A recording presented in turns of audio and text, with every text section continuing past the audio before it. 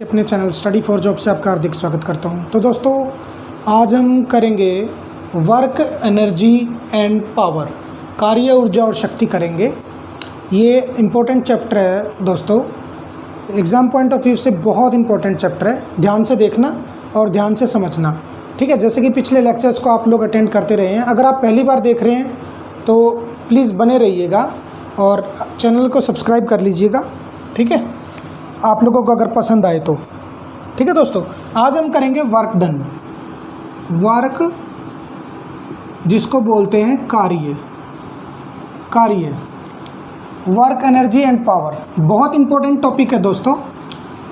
ये हर एग्ज़ाम में आता ही आता है, इससे रिलेटेड 1 नंबर का क्वेश्चन आता ही आता है दोस्तों, ठीक है।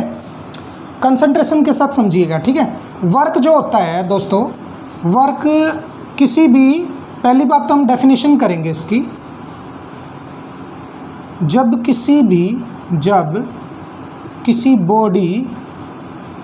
किसी बॉडी यानी वस्तु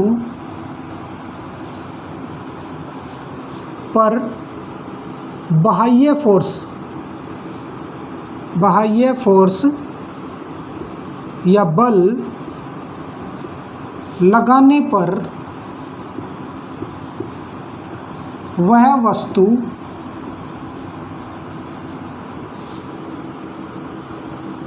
थोड़ी दूरी पर विस्थापित हो जाती है,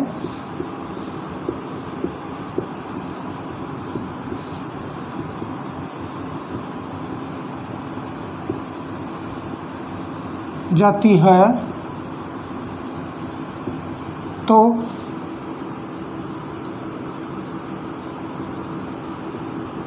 कार्य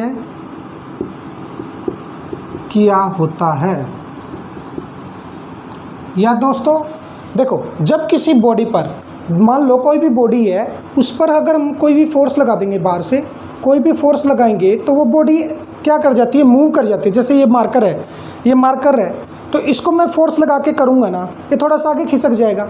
आगे खिसक गया तो ये आगे कब खिसका, जब मैंने फोर्स लगाया, और फोर्स लगाने से जब आगे खिसका है तो समझ लो इसमें कुछ ना कुछ तो काम किया होगा ना, मैंने कुछ ना कुछ काम किया है तभी ये खिसका है, फोर्स लगाने की वजह से, ठीक है। यही बताया गया है, जब किसी बॉडी पर है ना, किसी वस्तु पर बल लगाकर उसको विस्थापित कर दिया जाए तो समझ लो उस प्रोसेस में क्या होगा, कार्य किया हुआ होगा, ठीक है, उसमें कार्य किया गया है, ठीक है, वर्क डन हुआ है। उसमें इंग्लिश में बोलते हैं one body moves because of force displaced from one place to another place is called work done, ठीक है। तो इसका मतलब क्या है, उसको कार्य कहेंगे।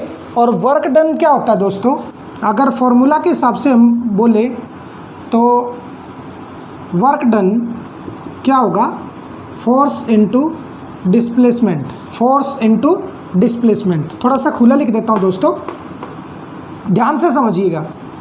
Work done equals to force vector dot S vector, यानी कि डिस्प्लेसमेंट भी एक क्या है, वेक्टर है, और फोर्स भी एक वेक्टर है, ठीक है। और डॉट प्रोडक्ट, जब दो वेक्टर का डॉट प्रोडक्ट होता है तो रिजल्ट क्या निकलता है, स्केलर, ठीक है दोस्तों, स्केलर, ठीक है। यानी कि वर्क डन क्या है, एक स्केलर क्वांटिटी है, यानी कि सदिश राशि, अदिश राशि है, ठीक है। क्या पता लगता है, वर्क डन, इसको W से कार्य को डिनोट करते हैं। फोर्स क्या है, बल, हिंदी में बता रहा हूँ दोस्तों, बल डॉट विस्थापन, S विस्थापन से डिनोट किया गया इधर, ठीक है। विस्थापन जो है वो भी वेक्टर क्वांटिटी है, बल भी वेक्टर क्वांटिटी है, इनका डॉट प्रोडक्ट करेंगे तो कार्य निकल कर आता है, ठीक है, कार्य बनेगा। तो W, इसलिए हम कह सकते हैं W क्या निकल कर आता है, फॉर्मूला एग्जैक्टली क्या होगा, W equals to F S cos theta.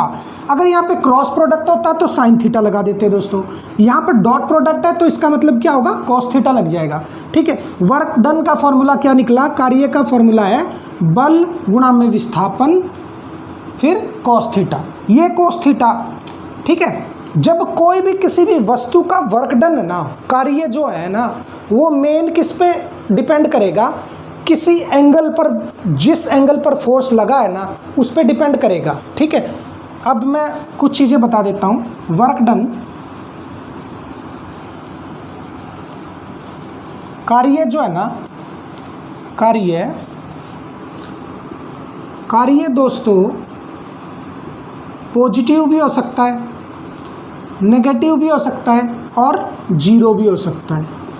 ठीक है, अब आप कहेंगे कि नेगेटिव वर्क डन कैसे हो सकता है, नेगेटिव कार्य कैसे हो सकता है, वो मैं सब बताऊंगा। जीरो कैसे हो सकता है, आप सोचेंगे कि कुछ ना कुछ तो काम हुआ ही होगा ना, कुछ करेंगे, फोर्स लगाएंगे तो कुछ ना कुछ तो काम होगा ही।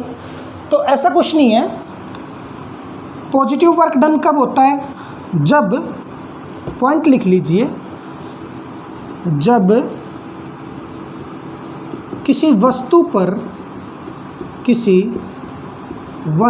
पर फोर्स, हिंदी में लिख देता हूँ,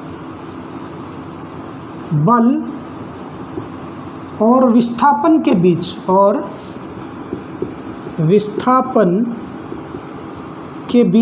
ये इंपॉर्टेंट पॉइंट है दोस्तों, एक एक नंबर में पूछ लिए जाते हैं, के बीच का एंगल जो है ना, कोण कितना हो, लेस देन 90 हो। ठीक है, तब क्या है, यानी कि थीटा जो है लेस देन 90 हो, यानी कि थीटा लेस देन 90 हो, तब वर्क डन जो है W का वैल्यू पॉजिटिव निकल कर आएगा। ये बात ध्यान रख लीजिएगा दोस्तों। ठीक है, क्लियर है, कोई डाउट है तो पूछ लीजिएगा। ठीक है, कमेंट सेक्शन में कमेंट करके पूछ लीजिएगा दोस्तों। जब किसी वस्तु पर बल या विस्थापन के बीच का जो कोण है 90 से कम हो, तब वर्क डन पॉजिटिव होगा। देखो, जैसे कोई ब्लॉक है, ये m मास का ब्लॉक है, इस पे फोर्स है ना किसी एंगल पे लगाया जाना चाहिए, 90 डिग्री से कम होना चाहिए वो एंगल। ठीक है, 90 डिग्री से एंगल कम होना चाहिए। ये मान लो फोर्स है, ठीक है, ये 90 डिग्री से कम होना चाहिए। जैसे ये फोर्स लगाया तो ये खींचकर, मान लो ये ब्लॉक आ गया इधर, ये इतना विस्थापित हो गया, अपनी जगह से हिल गया, मान लो L लेंथ पे ये विस्थापित हो गया।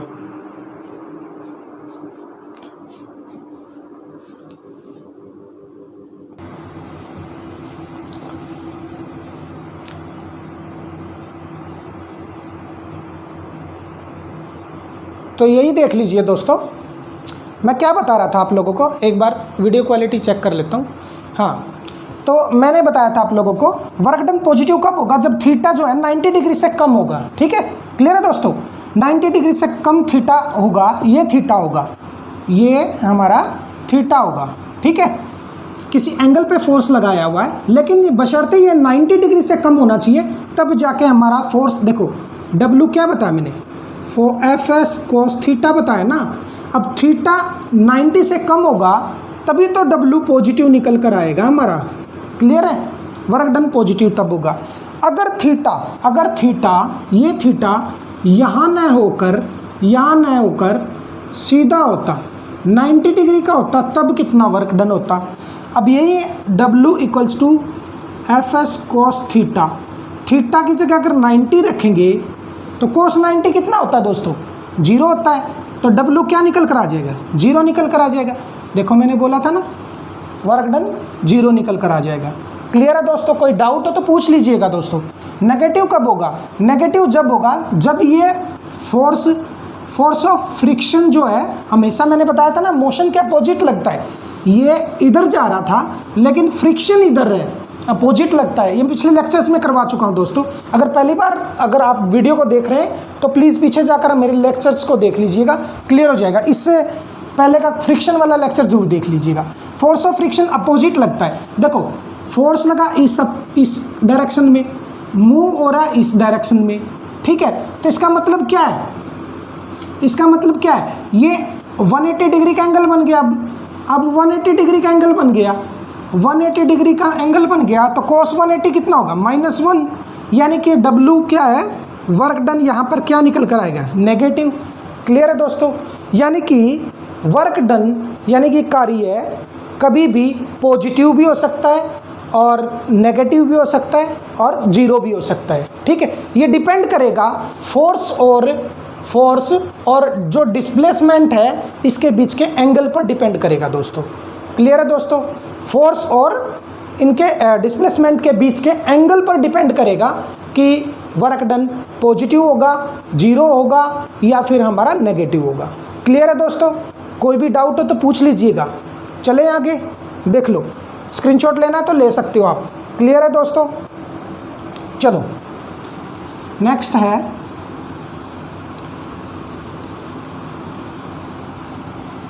अगर दोस्तों वीडियो पसंद आ रहा है तो प्लीज़ लाइक कीजिएगा, ज़्यादा से ज़्यादा शेयर कीजिएगा अपने फ्रेंड सर्कल में।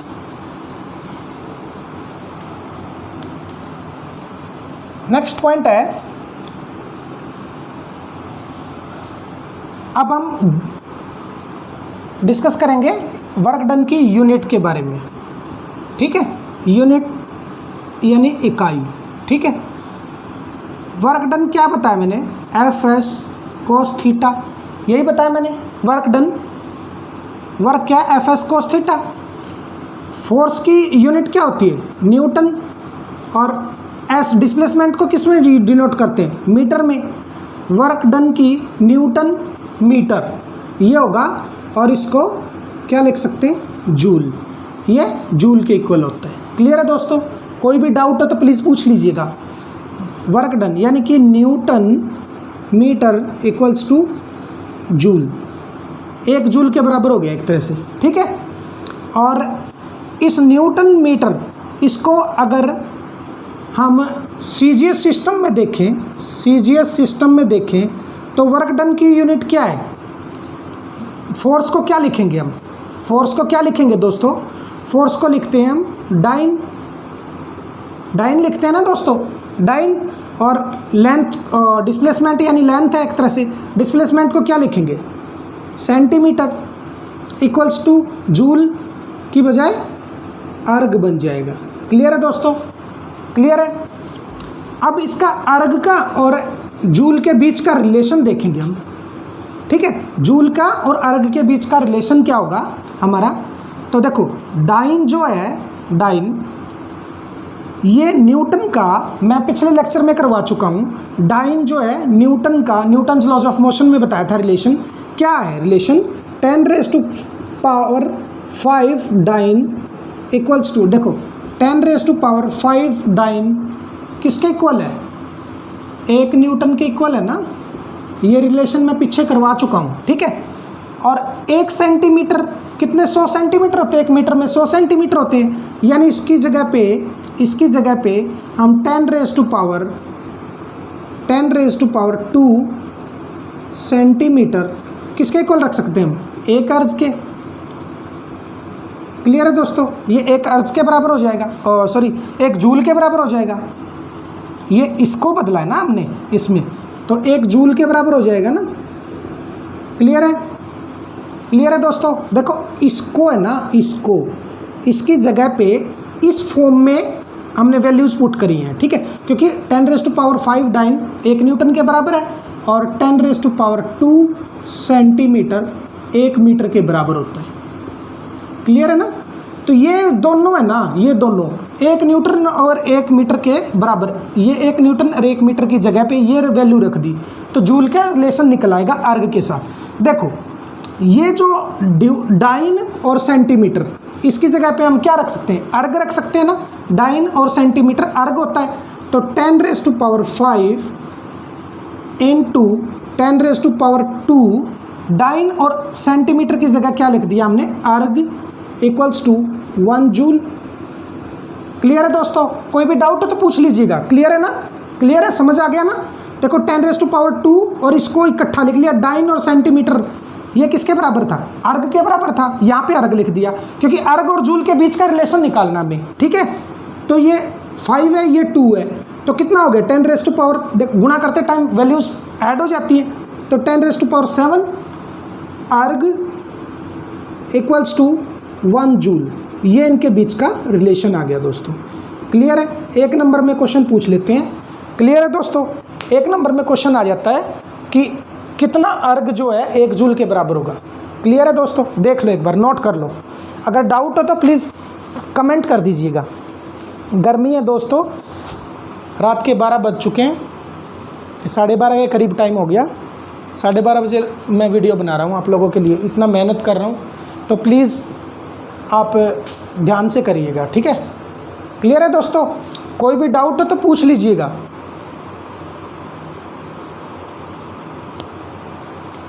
नेक्स्ट है, चलो नोट कर लिया होगा आप लोगों ने,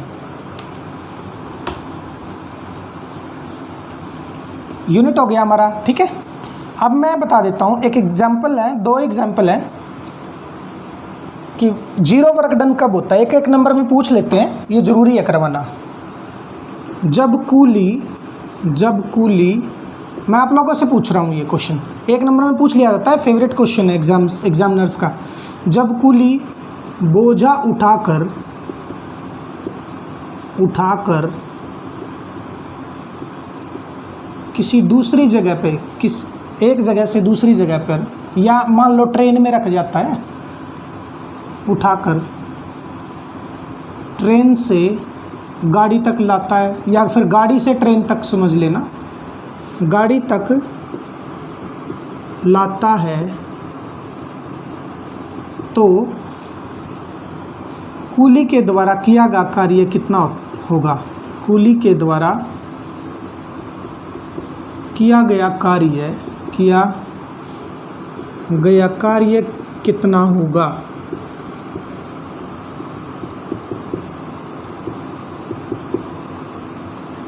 बताओ दोस्तों। एक कूली है, बोझा उठाकर ट्रेन से गाड़ी तक लाता है, तो कूली के द्वारा किया गया कार्य कितना होगा? देखो, जैसे मान लो ये कूली है, ठीक है, इसने बोझा उठा रखा है बेचारे ने, ठीक है, बोझा उठा रखा है, और ये यहाँ से चला प्लेटफॉर्म, ये प्लेटफॉर्म था इधर, ठीक है, इधर से चला, ये इस तरह विस्थापित होकर इधर कार खड़ी है, इस गाड़ी में लाता है, और ये 5 मीटर गया, 100 मीटर चल कर आया, मान लो 100 मीटर चल कर आया, ठीक है, और गाड़ी में सामान रख रहा है, इधर आके इधर पहुंच गया ये, ठीक है दोस्तों, और ये सामान रख रहा है, ठीक है।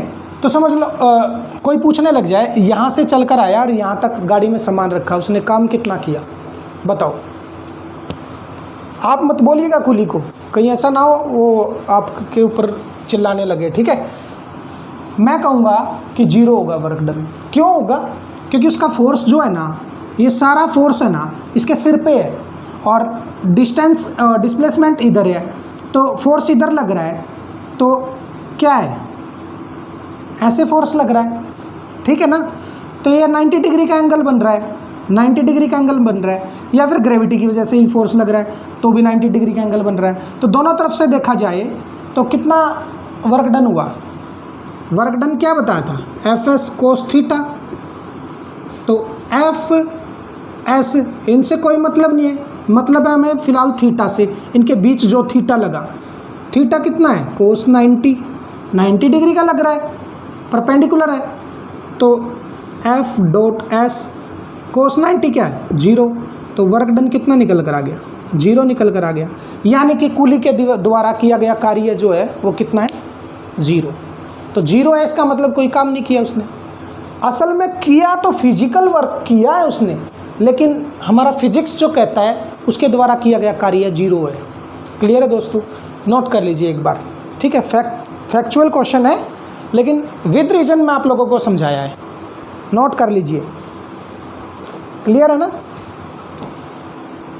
आप ये मत सोचिएगा दोस्तों बार बार सर इधर को क्यों चले आते हैं।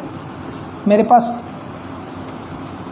इतने ये नहीं है कि एसी का जुगाड़ नहीं है, मैं गरीब से आदमी हम, तो इसलिए गर्मी ज़्यादा है।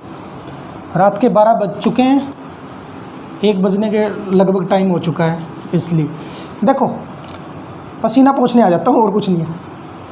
नेक्स्ट पॉइंट क्या है कि देखो, ये तो बता दिया मैंने कूली के द्वारा। अब मैं टीचर हूँ, मैं मान लो आपको पढ़ा रहा हूँ, अब मैं बोर्ड पर लिख रहा हूँ, यानी कि अध्यापक के द्वारा बच्चों को पढ़ाना, बच्चों को पढ़ाना। इसमें कितना वर्क होगा भाई बताओ, वर्क डन क्या होगा बताओ। देखो मैं लिख रहा हूँ यहाँ से लेकर इस तरफ गया, ठीक है, और एंगल कैसे है इसका, एंगल कैसे है इसका, फोर्स किस तरफ लग रहा है, फोर्स तो ऐसे लग रहा है ना मेरा बोर्ड पे, फोर्स तो ऐसे लग रहा है और मूव कर रहा है ऐसे, तो कितना एंगल बन रहा है इसके बीच, कितना एंगल बन रहा है, एक तरह से 90 डिग्री का ही बन रहा है ना। तो एफ एस कोस 90 क्या निकल कर आएगा, इधर भी वर्क डन क्या निकल कर आएगा, 0 निकल कर आएगा ना, 0 निकल कर आ गया। यानी कि मैं भी कुछ नहीं काम कर रहा, पढ़ा जरूर रहा हूँ लेकिन फिर भी कुछ नहीं काम कर रहा, ठीक है ना। क्लियर है, फिजिक्स कहता है ये। क्लियर है दोस्तों, कोई भी डाउट हो तो प्लीज़ पूछ लीजिएगा, ठीक है। नेक्स्ट है, अब कुछ एग्जाम्पल मैं क्वेश्चन के तौर पर न्यूमेरिकल्स कैसे आते हैं, ये तो एक नंबर में था, थ्योरेटिकल पोर्शन था, ये मैंने करवा दिया। अब एक नंबर में क्वेश्चन कैसे आते हैं वो मैं आप लोगों को करवा देता हूँ। जैसे ये फोर्स, ये कोई ब्लॉक है, इसका मान के चलो कितने किलो का है, ये मान के चलो, एक सेकेंड बच्चों, क्वेश्चन थोड़े ही हैं, अब ज़्यादा नहीं है। ये मान के चलो 20 तो ज़्यादा हो जाएगा, 10 किलो का ब्लॉक है और ये विस्थापित होकर इधर चला जाता है, ये 10 किलो का ब्लॉक, ठीक है। कितना विस्थापन हुआ, 20 मीटर का, ठीक है, 20 मीटर का विस्थापन हुआ। फोर्स लग रहा है हमारा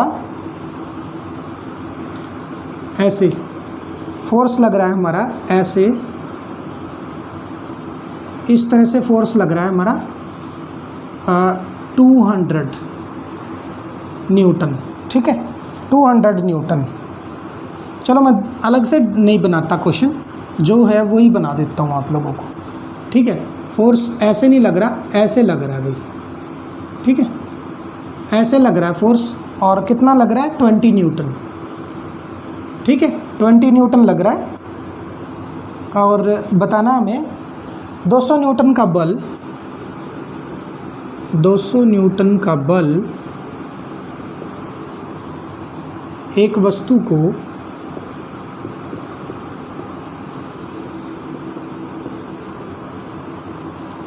बीस मीटर विस्थापित करता है।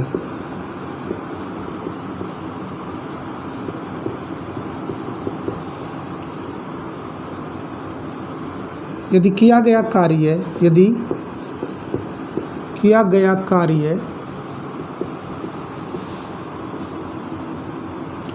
200 जूल हो तो विस्थापन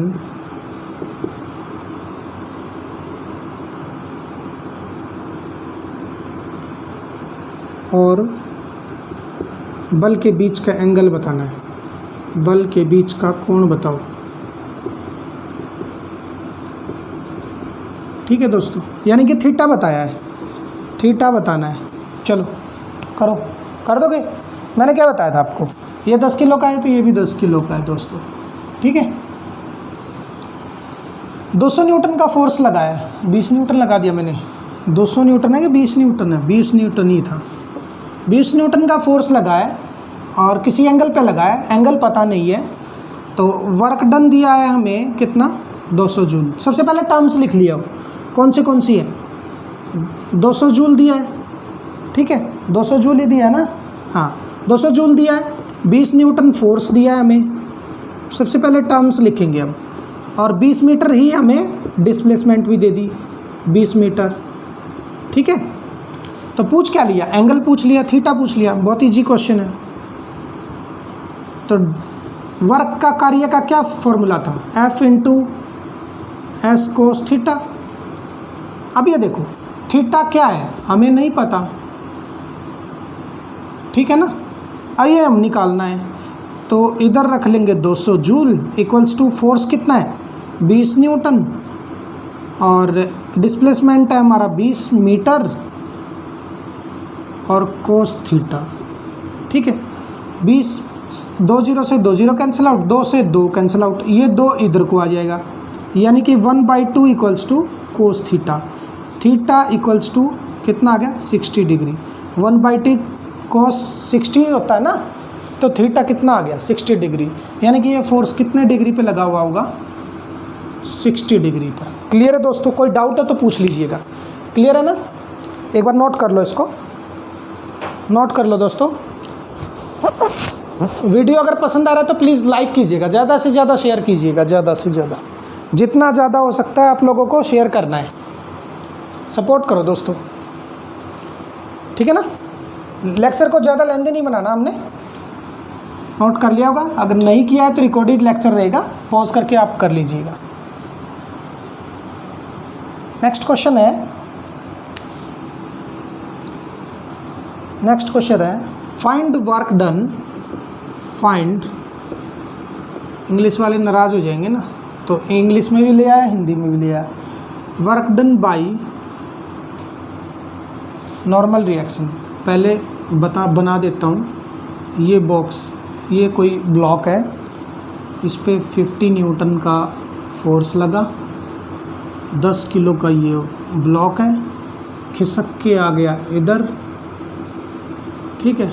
ये भी 10 किलो का ही है, 50 न्यूटन का है, और ये विस्थापित हुआ यहाँ तक, ठीक है। अब पूछता है इसने फाइंड वर्क डन बाई, इसमें एक फैक्ट भी बताना है मुझे, याद आ गया मुझे अब क्वेश्चन के हिसाब से। Work done by normal reaction,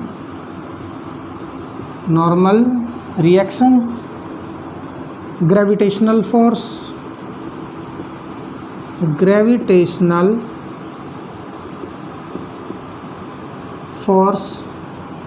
normal reaction, gravitational force, frictional force,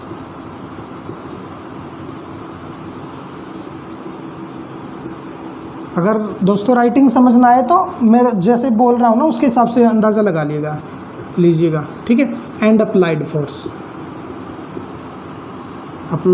force, बताओ।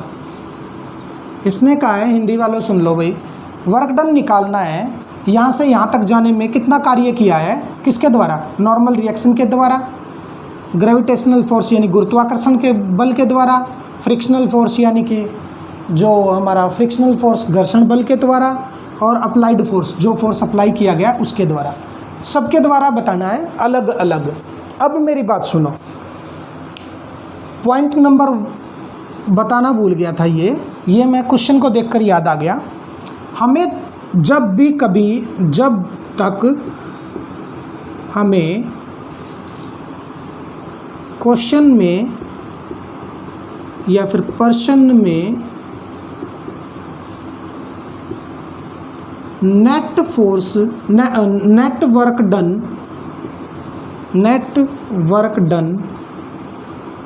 ना पूछा जाए तो तब तक हमें वर्क डन जो है, वर्क डन यानी कार्य अलग अलग बल के द्वारा लगाया गया बताना है, ठीक है दोस्तों। क्या मतलब है इसका? जब तक क्वेश्चन में है ना, जैसे क्वेश्चन में इसने पूछा, एग्जामिनर ने क्वेश्चन पूछा कि नॉर्मल रिएक्शन के द्वारा वर्क डन क्या हुआ, यानी कि कल्ला पूछ रखे है, एक तरह से अकेला पूछ लिया भाई इसने। नॉर्मल रिएक्शन के द्वारा वर्क डन क्या हुआ, कितना काम किया गया, ग्रेविटेशनल यानी गुरुत्वाकर्षण बल के द्वारा कितना किया गया, फ्रिक्शनल फोर्स के द्वारा कितना किया गया, अलग अलग, या अप्लाइड फोर्स, ये अप्लाइड फोर्स है, इसके द्वारा कितना किया गया। जब तक एग्जामिनर हमसे ये ना पूछे क्वेश्चन में कि इस फोर्स के द्वारा क्या वर्क होगा, क्या कार्य होगा, तब तक हमें नेट वर्क डन नहीं निकालना है। नेट वर्क डन तभी निकालना है जब हमें एग्जामिनर पूछे, वरना तो एग्जामिनर ने जो पूछा है सिर्फ उतना ही जवाब देना है हमने। ऐसा नहीं है कि सारे वर्क डन को ऐड करके हम नेट वर्क डन निकाल के उसको दे दें, तो रॉन्ग आंसर हो जाएगा। जो पूछा गया है सिर्फ वही निकालना है हमें। क्लियर है दोस्तों? चलो अब क्वेश्चन सॉल्व करो, ये नोट कर लिया होगा आप लोगों ने, ठीक है। क्वेश्चन क्या था, वर्क डन निकालना है किसके द्वारा, पहले नॉर्मल रिएक्शन के द्वारा। पिछले लेक्चर्स में करवा चुका हूँ, पहली बार देख रहे हैं तो प्लीज़ पिछले लेक्चर जरूर देख लीजिएगा मेरा। देखो वर्क डन नॉर्मल रिएक्शन क्या होता है, जहाँ कॉन्टैक्ट होता है वहाँ नॉर्मल रिएक्शन लगेगा, ये नॉर्मल रिएक्शन है, ठीक है। नॉर्मल रिएक्शन ये है तो वर्क डन क्या होगा, विस्थापित उस तरफ हुआ है, विस्थापित इस तरफ हुआ है, कितना हुआ ये नहीं बताया इसने, म्यू की वैल्यू 0.2 दी हुई है, ठीक है। विस्थापित कितना हुआ है ये नहीं दिया हुआ। देखो यहाँ पे नॉर्मल रिएक्शन लग रहा है और ये इस तरफ विस्थापित हुआ है, तो समझ जाओ अब 90 डिग्री का एंगल बन रहा है, तो work done by normal reaction जो है, work done by normal reaction F जो है नॉर्मल रिएक्शन एफ एन लिख देंगे इंटू एस कोस थीटा। थीटा क्या है 90 डिग्री का, इधर ये 90 डिग्री का मान के चलेंगे तो वर्क डन इधर से क्या आ जाएगा 0। मैं फैक्ट बता चुका हूँ पहले ही, ये नॉर्मल रिएक्शन के द्वारा निकाल दिया हमने। अब ग्रेविटेशनल फोर्स के द्वारा, ग्रेविटेशनल फोर्स कितना है, mg है इधर, m कितना है हमारा, mg किसके बराबर होगा 10 इंटू जी, मान लो 10 ही है तो कितना है 100 के बराबर होगा। लेकिन 100 न्यूटन का ग्रेविटेशनल फोर्स तो लग रहा है, लेकिन सबसे पहले क्या है हमें थीटा देखना है, थीटा इसका भी 90 डिग्री का है, तो यानी कि work done due to gravity, due to gravity कितना होगा, F जो है जी मान लो gravitational force into s cos इसका भी 90 डिग्री है तो इसका भी 0 निकल के आ जाएगा। क्लियर है दोस्तों। अब फ्रिक्शनल फोर्स, अब आ जाओ, ये फ्रिक्शनल फोर्स है। फ्रिक्शनल फोर्स हमेशा मोशन के अपोजिट लगता है, फ्रिक्शनल फोर्स को FF से डिनोट करते हैं। अब फ्रिक्शनल फोर्स का फॉर्मूला मैं बता चुका हूँ आप लोगों को कि फ्रिक्शनल फोर्स का फॉर्मूला क्या होता है। फ्रिक्शनल फोर्स किसके बराबर है दोस्तों, म्यू इंटू एन के बराबर, और एन क्या है हमारा, नॉर्मल रिएक्शन क्या है, N equals to M G, और एम जी हमारा 100 न्यूटन का है, ठीक है।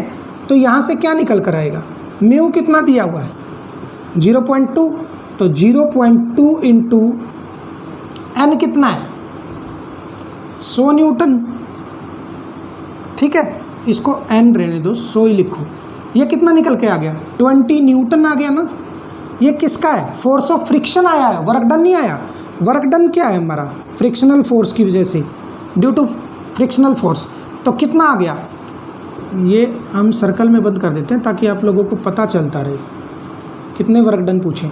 Work done due to friction कितना है, force of friction dot S cos 90 कितना है, कोस 90 की बजाय कितना आ जाएगा, थीटा कितना है इधर, देखो ये इस तरफ है और विस्थापन इस तरफ हो रहा है, 180 डिग्री का एंगल हो जाएगा, यानी कि 180 डिग्री। मैंने क्या बोला था 180 डिग्री का -1 है वैल्यू, नेगेटिव में आएगा इसका वर्क डन, कितना आएगा, फोर्स ऑफ फ्रिक्शन कितना था 20 न्यूटन गुणा cos 180 -1, और डिस्प्लेसमेंट क्या रहा होगा, मान लो 5 ही मान लो, 5 मीटर खिसका दिया इसने, तो इंटू 5,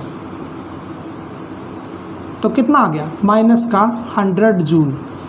क्लियर है, क्योंकि वर्क डन की यूनिट क्या होती है 100 जूल, इसका आ गया, ये नेगेटिव में आ गया, ठीक है।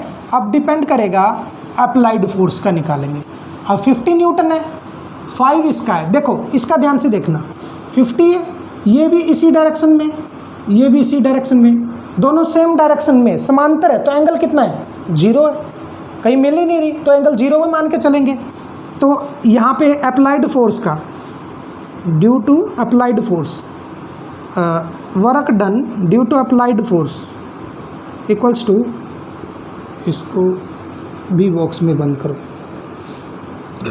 वर्क डन क्या है F applied force into s कोस 0, कोस 0 कितना होता है 1 होता है, तो फोर्स अप्लाइड फोर्स कितना है 50 न्यूटन, 50 इंटू एस कितना है 5 इंटू 1, तो कितना आ गया 250 जूल। इसका ये वर्क डन आ गया। क्लियर है? ये सबका अलग अलग हो गया। अगर एग्जामिनर ये बोल देता, ये ना पूछकर सीधा कह देता नेट वर्क डन क्या होगा, तब हम इनको ऐड करते।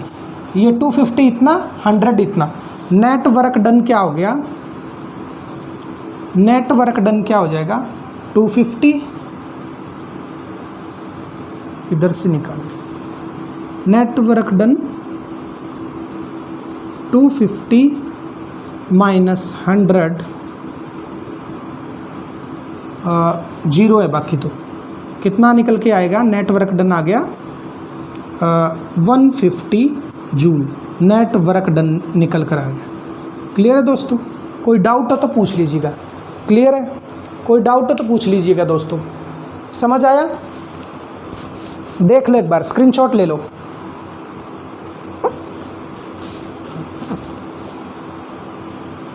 ठीक है, क्लियर है? कर दूं?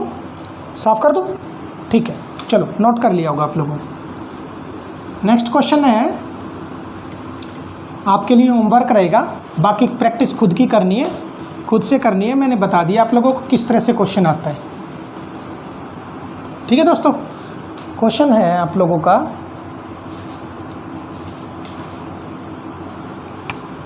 ये कोई ब्लॉक है, विस्थापित होके इधर आ गया, ठीक है, किसी एंगल पे फोर्स लगा, ये कुछ लगा 100 न्यूटन के, 100 न्यूटन का फोर्स लगा है, एंगल लगा 30 डिग्री, एंगल दे दिया अब की बार मैंने, और 30 डिग्री एंगल लगा, work done by all forces. Question है वर्क डन, फाइंड भी तो लिखना है, find work done by all forces, जितने भी फोर्सेस हैं ना अप्लाई हुए हैं इसमें सब बताना है, वर्क डन बताना है ऑल फोर्सेस की वजह से। म्यू की वैल्यू इधर 0.2 है। क्लियर है? हिंदी में बताऊं तो सभी बल के द्वारा किया गया कार्य ज्ञात करो। ठीक है? क्लियर है दोस्तों? वैसे एग्जाम में एक ही पूछेगा आपसे, लेकिन मैं प्रैक्टिस के लिए मैंने ये क्वेश्चन दिया आप लोगों को। क्लियर है ना? और ये 10-10 किलो के मान लो। ठीक है दोस्तों? ठीक है, आज के लिए बस इतना ही था दोस्तों। आप लोगों को लेक्चर कैसा लगा ये कमेंट में बताना है मुझे, और कमेंट ज़रूर किया करो। अच्छा लगे तो भी, अच्छा नहीं लगे तो भी, क्या इम्प्रूवमेंट करना मुझे आप लोग ही बताओगे, आप लोग बताइएगा प्लीज़। अगर ज़्यादा पसंद आया तो प्लीज़ लाइक कीजिएगा। पहली बार अगर आप इस वीडियो को देख रहे हैं तो सब्सक्राइब जरूर कर लीजिएगा, बेल आइकन दबाइएगा, ताकि हर वीडियो आप लोगों तक पहुंचती रहे। और बाकी 10 लोगों को, 10 से ज़्यादा हो सकता है, सभी ग्रुप्स में शेयर कर दो, फैला दो। हरियाणा में एडवांस साइंस का इतने अच्छे से कोई नहीं कराएगा दोस्तों। बिल्कुल छोटी छोटी बातें मैं डिटेल से आप लोगों को बताता हूँ। ठीक है? अपनी तरफ से 100% दे रहा हूँ। 1 बज गया है, आप लोगों के लिए मेहनत कर रहा हूँ। प्लीज़ आप लोग भी मेरे लिए कुछ कीजिएगा, सिर्फ लाइक कीजिएगा, ज़्यादा से ज़्यादा शेयर कीजिएगा अपने दोस्तों में। ठीक है? आज के लिए बस इतना ही। अपना और अपनी फैमिली का ख्याल रखिए और प्लीज़ शेयर कीजिएगा। ठीक है? Bye bye, take care.